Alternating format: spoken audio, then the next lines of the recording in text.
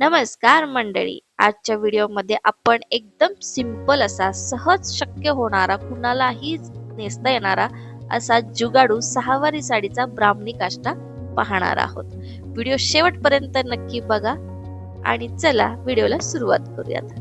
नमस्कार, मी भारती. माझ्या या युट्यूब चॅनल मध्ये तुम्हा सगळ्यांचं खूप खूप स्वागत. या साडीसाठी, या काष्टासाठी, ब्राह्मणी काष्टासाठी आपल्याला लागणार आहे सहावारी साडी.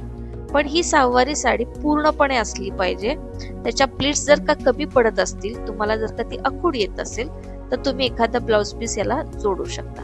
कारण आपल्याला घोळदार साडी नेसायची आहे. परत तुम्ही म्हणाल हिने सांगितलं सहावारी साडी आणि याचा काही घोळ आलाच नाही, तर त्यासाठी काय करायचं, सहावारी साडी घ्यायची, आखूड पडत असेल तर त्याला ब्लाउज पीस जोडायचा. त्यानंतर त्याचे दोन समान भाग करायचे. पण उजव्या बाजूचा जो पाय आहे त्याच्या साईडला जरा जास्त पदर सोडायचा आणि डाव्या बाजूची जी साईड आहे त्या तुलनेत थोडासा कमी करायचा. कारण उजव्या साईडनं आपण पदर घेणार आहोत, प्लस आपल्याला गोळी काढायचा आहे. त्यानंतर डाव्या बाजूच्या जी बाजू आपण सोडलेली आहे साडीची, त्याच्या अशा प्लीट्स करायच्या आणि नंतर त्या आपण जिथे गाठ बांधलेली आहे तिथे न खोचता त्याच्या बाजूला खोचायचं. याचं कारण का? कारण जर का आपण गाठ बांधली तिथे जर का खोचलं तर याचा फुगा येऊ शकतो. आता तुम्हाला दिसेल याचा तर फॉल दिसतोय, साडी उलटी तुका नेसलीये, तर ही अशीच नेसायची. कारण तुम्ही जर का फिरून जर का केलं तर तिथे तुम्हाला पोटाजवळ फुगा आलेला दिसेल आणि आपल्याला तर तो नकोय.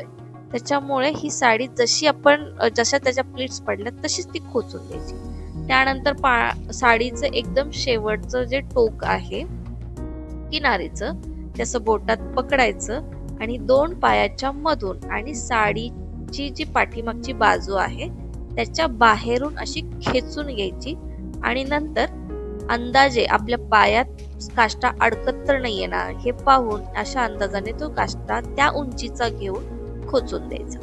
आता तुम्ही बघितलं असेल हे किती सुंदर दिसतंय, एकदम फिटिंग केल्यासारखं दिसतं.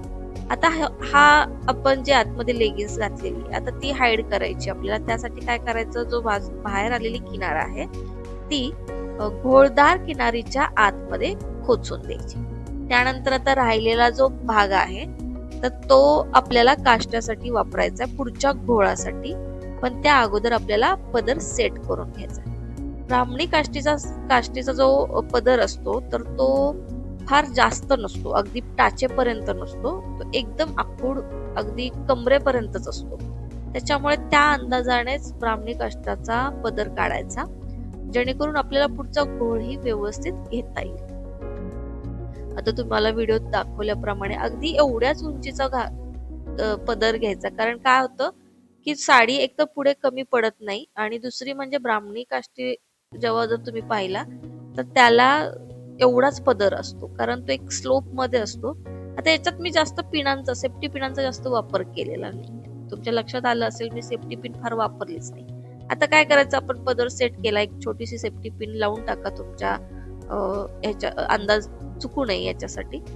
त्यानंतर जी राहिलेली बाजू आहे पदराची जी वरची किनार असते ती पुढच्या बाजूने एकदम खेचून घ्यायची आणि राहिलेल्या सगळ्या पट्टीची किंवा बाजूची प्लीट्स करायच्या आणि पुन्हा जिथे गाठ बांधली तिथे न खेचता त्याच्या साईडला खोचून द्यायचं. आता यानं काय होणार आहे, आपल्या पोटाला फुगा पण दिसणार नाही आणि प्लेट्सही व्यवस्थित झाकल्या जातील. आता पाठीमागे लेगिन्स दिसू नये याच्यासाठी आपल्याला ते नंतर हाईड करायचंय. पण त्या अगोदर पुढचा जो घोळ असतो तो आपल्याला सेट करायचा आहे. आता ब्राह्मणी काष्टामध्ये काय असतं की एकच बाजूचा जो असतो काष्टा असतो आणि दुसऱ्या बाजूचा जो काष्टा असतो तो पुढे असा मिऱ्यांच्या बाजूला कमरेवरती खोचला जातो.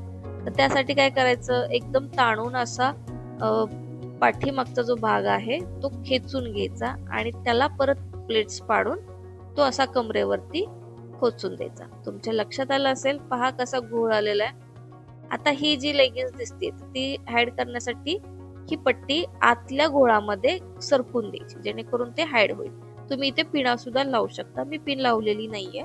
मी आता पदर जो आपण काढणार आहोत तर त्याला जो स्लोप आहे तर तो कसा करायचा, खांद्यावरती पट्टा टाकून उरलेला जो पदर आहे तो रॅन्डमली प्लीट्स करायचे त्याच्या.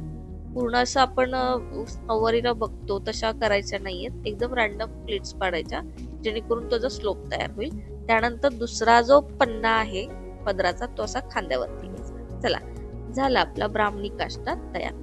आता नऊवारी साडीचा जो काष्टा असतो तो एकदम सुपेरियर दिसतो. आता हा जुगाडू काष्टा केलेला आहे. प्रत्येकाकडे नऊवारी अवेलेबल असेलच असे नाही, त्याच्यामुळे सहावारी साडीचा कसा काष्टा नेसायचा हे आज आपण आपल्या व्हिडिओमध्ये पाहिलं. तर व्हिडिओ आवडला असेल तर लाईक करा, कमेंट करा, शेअर करा आणि चॅनलला सबस्क्राईब करायला विसरू नका. पुन्हा भेटूयात अशाच एका वेगळ्या विषयासहित वेगळा व्हिडिओ घेऊन. तोपर्यंत बाय बाय.